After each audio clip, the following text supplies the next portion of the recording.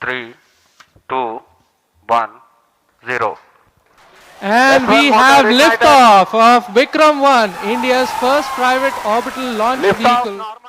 Indian ബഹിരാകാശ രംഗത്ത് പുതിയ ചരിത്രം കുറിച്ചുകൊണ്ടാണ് രാജ്യത്തെ ആദ്യ സ്വകാര്യ ഓർബിറ്റൽ ക്ലാസ് റോക്കറ്റായ വിക്രം 1 വിജയകരമായി വിക്ഷേപിച്ചത്.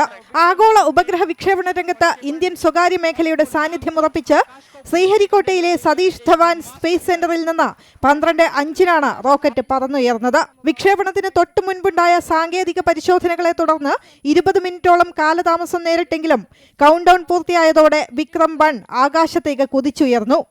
റോക്കറ്റിന്റെ എല്ലാ ഘട്ടങ്ങളും കൃത്യമായ സമയത്ത് വേർപെടുകയും മുൻകൂട്ടി നിശ്ചയിച്ച പാതയിലൂടെ സുഗമമായി സഞ്ചരിക്കുകയും ചെയ്തു. ഇന്ത്യൻ സ്വകാര്യ ബഹിരാകാശ മേഖലയുടെ സുവർണ അധ്യായത്തിനാണ് ഇതോടെ തുടക്കമായിരിക്കുന്നത്.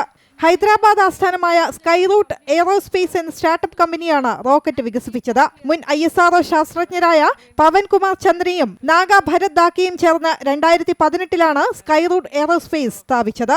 7 നില കെട്ടിടത്തിന്റെ ഉയരമുള്ള വിക്രം 1 പൂർണ്ണമായും കാർബൺ കോമ്പോസിറ്റ് മെറ്റീരിയൽ ഉപയോഗിച്ചാണ് നിർമ്മിച്ചിരിക്കുന്നത്.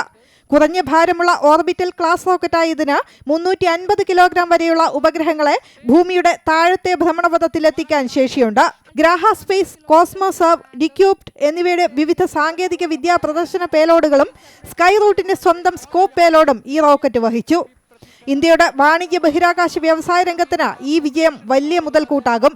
സ്വകാര്യ കമ്പനികൾക്ക് ഇന്ത്യൻ മണ്ണിൽ നിന്ന് ഓർബിറ്റൽ ക്ലാസ് റോക്കറ്റുകൾ നിർമ്മിക്കാനും വിക്ഷേപിക്കാനുമുള്ള കഴിവാണ് ഇതോടെ തെളിയിക്കപ്പെട്ടത്. വർഷങ്ങൾ നീണ്ട കഠിനമായ എഞ്ചിനീയറിംഗ് പരീക്ഷണങ്ങളുടെയും ശാസ്ത്രജ്ഞരുടെ കഠിനാധ്വാനത്തിന്റെയും ഫലമാണ് മിഷൻ ആഗമൻ എന്ന് നാമകരണം ചെയ്ത ഈ ചരിത്ര ദൗത്യം.